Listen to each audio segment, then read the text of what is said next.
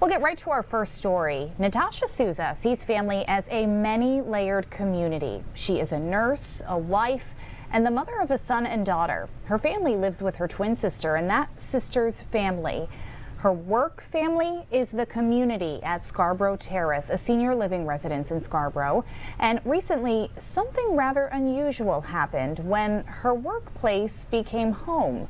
Our Peggy Kaiser spoke with Souza about a difficult decision she's had to make. Scarborough Terrace, home to about 54 seniors, has so far avoided any cases of COVID. Natasha Souza has worked here for nearly a decade and is a certified residential medication aide and a personal support specialist leader in the memory care unit. You're with them year in and year out. Do they feel a bit like family to you? Yes, absolutely.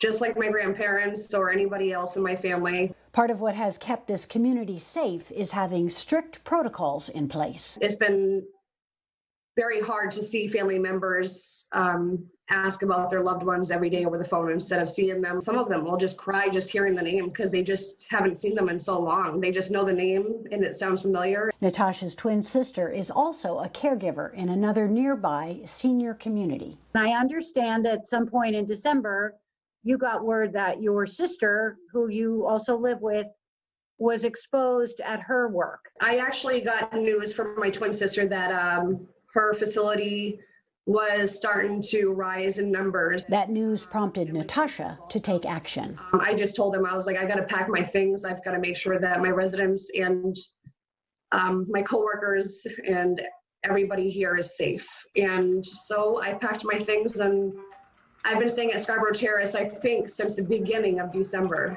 It's been a long time. Tara Bucknell is Scarborough Terrace's Director of Nursing. She has been a nurse for 2 decades. Such a selfless act. I mean, it really goes above and beyond anything I've ever seen. I've worked with some great people, some fabulous caregivers, but I've never seen anything like this. She didn't really have to think about this too much.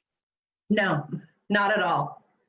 She came into the wellness office with, you could see tears kind of coming into her eyes, and that was it.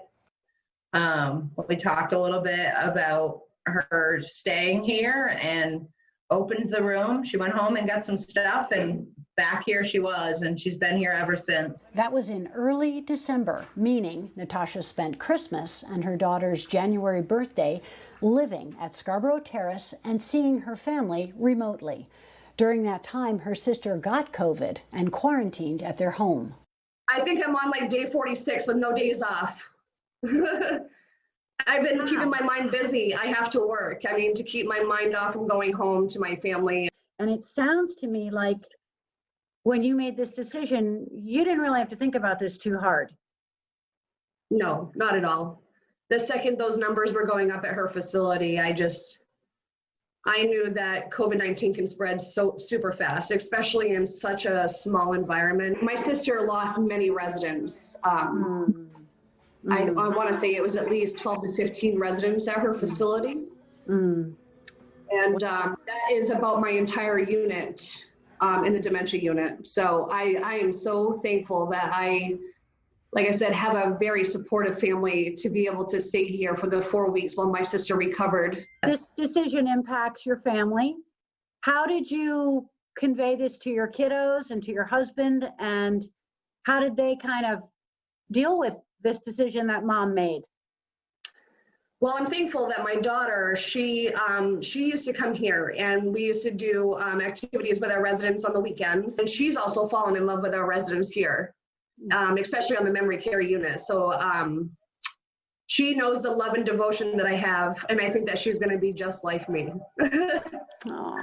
And my son, he's 6 and he doesn't understand. It's been really hard to explain to him. Just 2 nights ago, he was telling me that the only person that he can love and hug and talk to right now is Daddy, which broke my heart. But I'm getting through it. I'm gonna be able to go home soon. So one of Natasha's residents in her unit is Sally Boardman. Sally's husband Dick used to visit every day. That all had to stop when the pandemic set in. Natasha has been with her every step of the way, and the relationship that she has with Dick and Sally both is just, it's amazing to watch.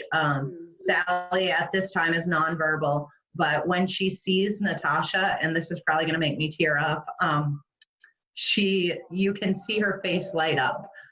You can see emotion that you don't often see in her face. I used to come down with feeding Sally for lunch and dinner twice a day, every day. And then when this coronavirus hit, we couldn't come in and everything, so I had to stay away. For that age group, when they're in that memory care unit, it is so important to see the same person every day. That's what's so incredible. My heart goes out to her. It's just, I don't have to worry about her health or how she's being taken care of because Natasha's there all the time. It's just, she's awesome. Dick used to share tiramisu with Sally when they would have lunch. Today, he thought that might be a great way to thank Natasha. You have to see what I've got a nice little card for Natasha. Oh my gosh. And then. Oh my gosh, what's that? Tiramisu.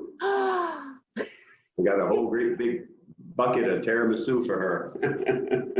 Oh my gosh, did you make that yourself?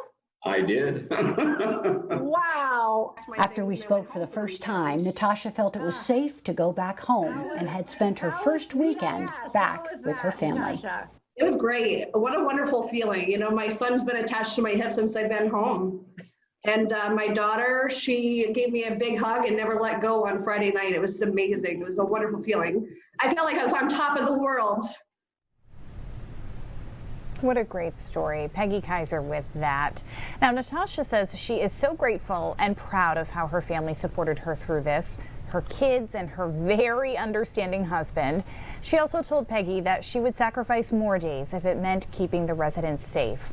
Thanks to the help of Bedard's Pharmacy, Scarborough Terrace was thrilled to have gotten their first round of vaccines on Thursday of last week.